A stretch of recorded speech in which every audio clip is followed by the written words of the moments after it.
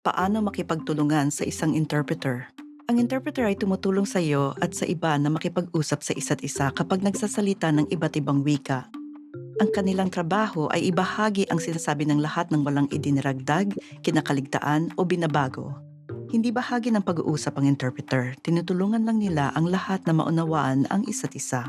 Narito lang ang ilang tip kung ano ang aasahan kapag nakikipagtulungan sa isang interpreter. Pagiging confidential. May obligasyon ng interpreter na panatilihin ang pagiging confidential. Walang kahit anong nasabi sa usapan ang mauulit sa labas. Bilis at sandaling paghinto. Ang lahat ng iyong sasabihin ay napakahalaga.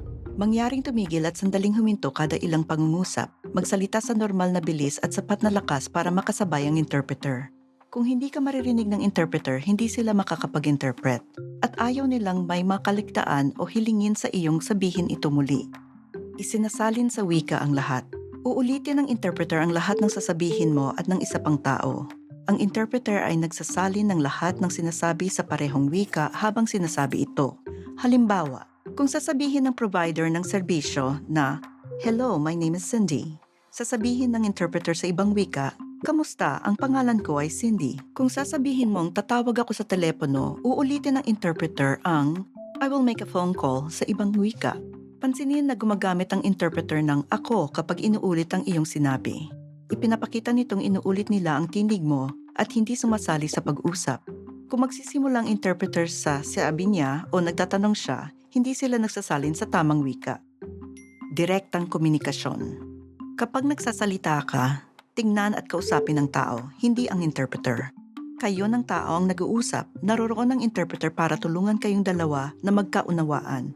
Kung may hindi ka maintindihan, hilingin sa tao na magpaliwanag at ulitin ng interpreter ang iyong tanong at sasabihin ang sagot ng kinakausap mong tao. Walang payo. Hindi naroroon ang interpreter upang magbigay ng payo o mga opinyon. Kung magbibigay sila ng payo, pakisabi sa taong nangangasiwa. Ang tanging trabaho ng interpreter ay tulungan ka at ng isang tao na magkausap. Wala siyang kadalubhasaan upang magbigay ng profesional na payo. Ikaw ang dalubhasa sa sarili mong karanasan at narito sila para matiyak na makakaunawa ka at gumawa ng sarili mong pagpili. Mga pagkaantala.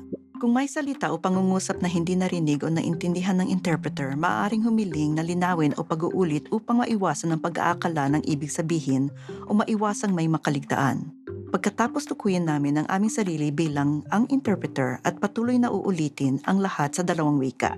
Kailangan ng interpreter ng paglilinaw sa salitang, ano ang ibig sabihin ng, the interpreter needs a clarification on the word, what does mean? Ang ibig sabihin ng, ay mansanas kung saan ako nanggaling, means apple where I come from. Hindi dapat magkaroon ng iba pang pag-uusap.